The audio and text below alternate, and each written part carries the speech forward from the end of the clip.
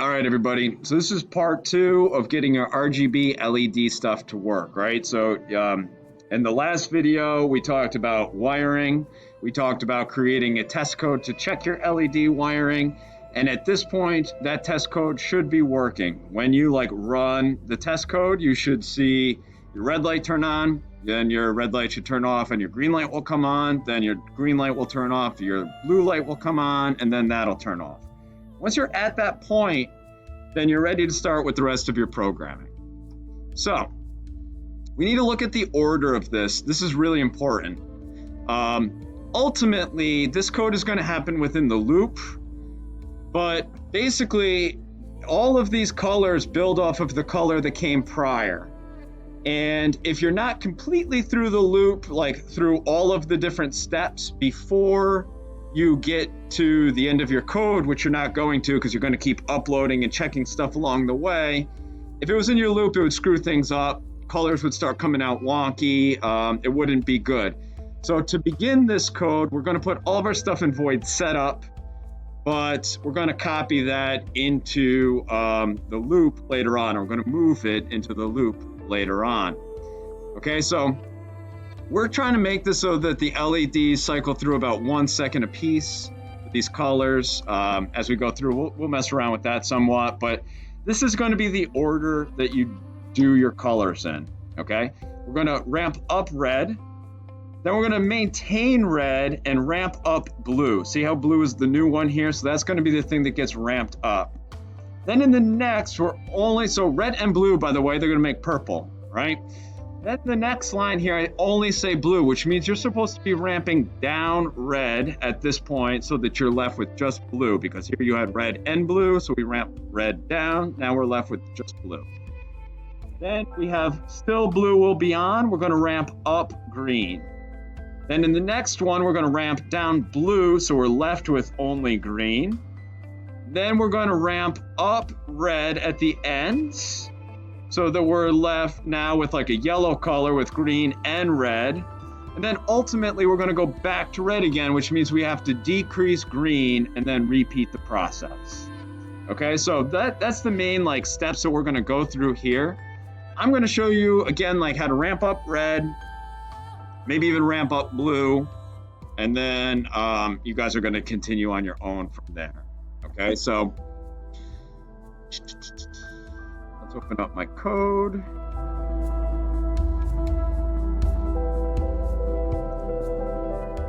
Okay. So we need a bunch of for loops for all of this, all right? So we're going to say for integer x, let's say. X is going to be set to 0. X is going to be less than or equal to 255, right? Because ultimately we're analog writing these things, right? So it's going to go from 0 to 255, x plus plus. This is coming basically straight out of the code that you already did on fade. So this is going to count the integer x from 0 to 255. Okay, so within this loop here, we are going to analog write our red LED, because the first thing is red, our x value. Okay, so we are going to increase the brightness of red. Okay, then we're going to delay, and we're going to delay for the interval. That way we can change our interval really easy later on by just adjusting this number. We can speed everything up, we can slow everything down. We can get to that 1 second per color thing by changing one number. Where if you put a delay in here and put a number in there, then you'd have to change it a bunch of times later on. So I definitely recommend this. This is going to be the delay before the next number is counted. Right, so the first time through it's at 0. The 256th time through it is at 255. So before we do anything else, upload your code and check it. I cannot stress enough, at the end of every for loop, I would recommend starting, uploading your code, looking at your code. The more you inspect your code and ensure that it's working, the better it's going to be in the long run. All right, so when I look at my Arduino now and I hit the reset button, it's going to slowly fade up to being full bright red. And that's the only thing we've done with it so far, so that's good. If I want to see that happen again, I hit the reset button, and then I can watch it a second time. I can hit the reset button and watch it a third time, right? You guys, often students keep hitting the upload button when they want to retry their code. Now, just hit the reset button. Unless you're changing your code, there's no reason to upload it again. Okay, so let's add blue now, right? And that's not so hard to do. We're going to copy, paste, yada yada. So here we're going to count integer x still from 0 to 255. But now we're going to be writing the blue LED. And we're going to be increasing the brightness of blue. And we're going to delay the interval. Let's check our stuff. So now we should go from red. Red should ramp up. Then once we hit the full brightness of the red, our blue is going to ramp up. And then by the end of blue, we're going to have like a nice purple light. So we just finished uploading. Let's hit the reset button and let's watch it from scratch. So there's my red. And now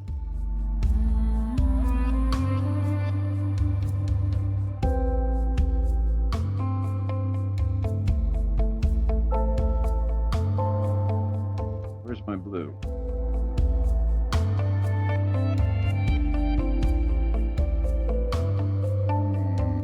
Okay, so we really still can't see the blue. The red is like overpowering it. If I disconnect my red LED, we can see that the blue LED is on, but like the moment that I connect my red back again, it's kind of being overpowered by that, right? So that brings us really to our next step, I believe, where we're gonna decrease red and then be just left with blue. So again, we're gonna basically take, I guess I could take this up here. Okay, and now I need to change my numbers around, right? And again, this is coming a lot from like what you had before and fade, but now x is going to start at 255. We're going to go through our loop and while x is greater than or equal to 0, and every time instead of adding 1, we are going to subtract 1. Count integer x from 255 to 0. Let's upload this and let's see. Now I think that we're going to start to see like the purple coming out and then the blue at the end.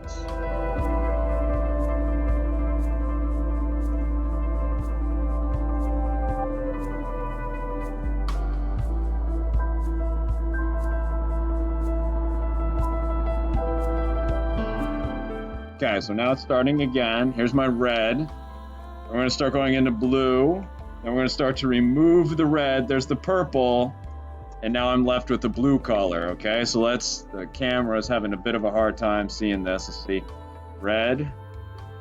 And that red is going to turn into purple. There's a purple, and then it turns into a blue, which is kind of coming off as white on the camera, but that's a blue. Okay, so that's pretty cool. So at this point, like, I really think you guys can basically start to move on, right? So our next one here, again, this order really does matter. Okay, so when I look at the assignments and I scroll down to my order here, at this point, I have created my red. So that's that. Then I've created my red and my blue. Here I've increased blue. So at this point with these two, they're both running. Then here I decrease my red, and by the end of this, it's only blue. Okay, so we've just done the first like 3 individual steps.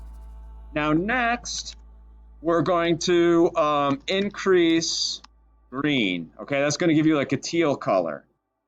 And you're going to use a for loop to do that. Then you're going to decrease blue.